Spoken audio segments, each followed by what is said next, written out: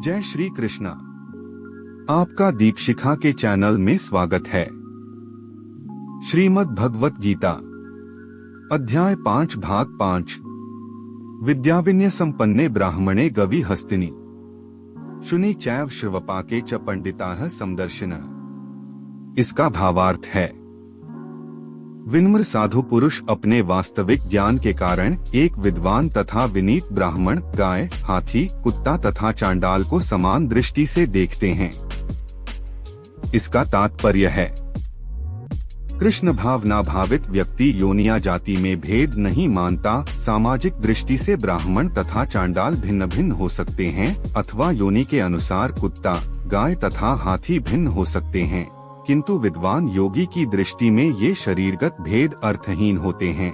इसका कारण परमेश्वर से उनका संबंध है और परमेश्वर परमात्मा रूप में हर एक के हृदय में स्थित हैं। परम सत्य का ऐसा ज्ञान वास्तविक ज्ञान है। जहाँ तक विभिन्न जातियों या विभिन्न योनियों में शरीर का संबंध है, भगवान सबों पर समान रूप से दयालु हैं। क्योंकि वे प्रत्येक जीव को अपना मित्र मानते हैं, फिर भी जीवों की समस्त परिस्थितियों में वे अपना परमात्मा स्वरूप बनाए रखते हैं। परमात्मा रूप में भगवान चांडाल तथा ब्राह्मण दोनों में उपस्थित रहते हैं।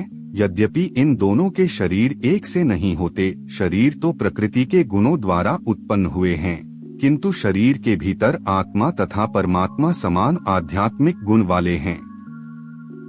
परंतु आत्मा तथा परमात्मा की यह समानता उन्हें मात्रात्मक दृष्टि से समान नहीं बनाती, क्योंकि व्यष्टि आत्मा की विशेष शरीर में उपस्थित होता है, किंतु परमात्मा प्रत्येक शरीर में है। कृष्ण भावना भावित व्यक्ति को इसका पूर्ण ज्ञान होता है, इसीलिए वह सचमुच ही विद्वान तथा समदर्शी होता है। आत्मा तथा परमात्मा के लक्षण समान हैं, क्योंकि दोनों चेतन, शाश्वत तथा आनंदमय हैं, किंतु अंतर इतना ही है कि आत्मा शरीर की सीमा के भीतर सचेतन रहता है, जबकि परमात्मा सभी शरीरों में सचेतन है। परमात्मा बिना किसी भेदभाव के सभी शरीरों में विद्यमान है। यह तैर्जितः सर्गो येषां सामये स्थिता मन निर्दोष ही समं ब्रह्मा तस्मात् ब्रह्मणि ते स्थिता है। इसका भावार्थ है, जिनके मन एकत्व तथा समता में स्थित हैं, उन्होंने जन्म तथा मृत्यु के बंधनों को पहले ही जीत लिया है। वे ब्रह्मा के समान निर्दोष हैं और सदा ब्रह्मा में ही स्थित रहते हैं। इसका तात्पर्य है, जैसा कि ऊपर कहा गया है, मानसिक समता आत्म साक्षात्कार का लक्षण है। जिन्होंने ऐसी अवस्था प्राप्त कर ली है, उन्हें भौतिक बंधनों पर, विशेषतया जन्म तथा मृत्यु पर विजय प्राप्त किए हुए मानना चाहिए।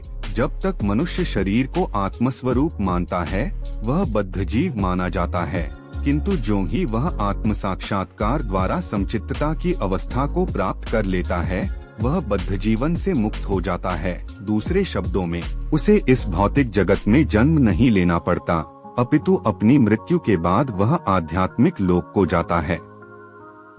भगवान निर्दोष हैं, क्योंकि वे आसक्ति अथवा घृणा से रहित हैं। इसी प्रकार जब जीव आसक्ति अथवा घृणा से रहित होता है, तो वह भी निर्दोष बन जाता है और वैकुंठ जाने का अधिकारी हो जाता है। ऐसे व्यक्तियों को पहले से ही मुक्त मानना चाहिए। उनके लक्षण आगे बतलाए गए हैं। न प्रहृष्यत प्रियं प्राप्य नोद्विजयत प्राप्य चाप्रियम स्थिर बुद्धिर सम्मूढ़ो ब्रह्मविद ब्रह्मणि स्थित है। इसका भावार्थ है, जो न तो प्रिय वस्तु को पाकर हर्षित होता है और न अप्रिय को पाकर विचलित होता है, जो स्थिर बुद्धि है, जो मोहरहित और भगवद विद्या को जानने वाला है, वह पहले से ही ब्रह्मा में स्थित रहता है। इसका तात्पर्य है, यहाँ पर स्वरूप सिद्ध व्यक्ति के लक्षण दिए गए हैं। पहला लक्षण यह है कि उसमें शरीर और आत्मतत्व के तादात्म्य का भ्रम नहीं रहता। वह यह भली भांति जानता है कि मैं यह शरीर नहीं हूँ, अपितु भगवान का एक अंश हूँ। अतः कुछ प्राप्त होने पर न तो उसे प्रसन्नता होती है और न शरीर की कुछ हानि होने पर शोक होता है। मन की यह स्थिरता स्थिर बुद्धि या आत्मबुद्धि कहलाती है। अतः वह न तो स्थूल शरीर को आत्मा मानने की भूल करके मोहग्रस्त होता और न शरीर को स्थायी मानकर आत्मा के अस्तित्व को ठुकराता है। इस ज्ञान के कारण वह परम सत्य अर्थात ब्रह्मा, परमात्मा तथा भगवान के ज्ञान को भली भांति जान लेता है। इस प्रकार वह अपने स्वरूप को जानता है और परब्रह्म से हर बात में तदाकार होने का कभी यत्न नहीं करता। इसे ब्रह्म साक्षात्कार या आत्म साक्षात्कार कहते हैं। ऐसी स्थिर बुद्धि कृष्ण भावनामृत कहलाती है। बाह्य स्पर्शेष्वसक्तात्मा विन्दत्यात्मनि यत् सुखम स ब्रह्मयोग युक्तात्मा सुखमक्षयमश्नुते। इसका भावार्थ है, ऐसा मुक्त पुरुष भौतिक इंद्रिय सुख की ओर आकृष्ट नहीं होता, पर सदैव समाधि में रहकर अपने अंतर में आनंद का अनुभव करता है। इस प्रकार स्वरूप सिद्ध व्यक्ति परब्रह्म में एकाग्रचित्त होने के कारण असीम सुख भोगता है। इसका तात्पर्य है, कृष्ण भावनामृत के महान भक्त श्री यामुनाचार्य ने कहा है, यद्वधि मम चेतः कृष्ण पादारविंदे नवन वर्ष धामन्युद्यत रंतुमासीत तद्वधि बत नारी संग में स्मर्यमाने भवति मुखविकारः सृष्टु निष्ठीवनम च। जब से मैं कृष्ण की दिव्य प्रेमा भक्ति में लगकर उनमें नित्य नवीन आनंद का अनुभव करने में लगा हूँ, तब से जब भी काम सुख के बारे में सोचता हूँ तो इस विचार पर ही थूकता हूँ और मेरे होंठ अरुचि से सिमट जाते हैं। ब्रह्मयोगी अथवा कृष्ण भावना भावित व्यक्ति भगवान की प्रेमा भक्ति में इतना अधिक लीन रहता है कि इंद्रिय सुख में उसकी तनिक भी रुचि नहीं रह जाती। भौतिकता की दृष्टि में काम सुख ही सर्वोपरि आनंद है। सारा संसार उसी के वशीभूत है और भौतिकतावादी लोग तो इस प्रोत्साहन के बिना कोई कार्य ही नहीं कर सकते।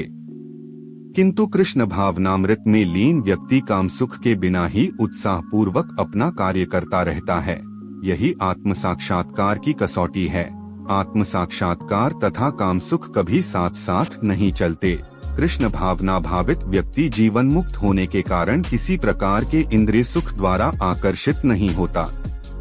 ये ही संस्पर्शजा भोगा दुहख्योने एवते आद्यंतवन्तः कौन्तेय न तेषु रमते बुधः। इसका भावार्थ है, बुद्धिमान मनुष्य दुख के कारणों में भाग नहीं लेता जो कि भौतिक इंद्रियों के संसर्ग से उत्पन्न होते हैं। हे कुंती पुत्र, ऐसे भोगों का आदि तथा अंत होता है, आत्म चतुर व्यक्ति उनमें आनंद नहीं लेता।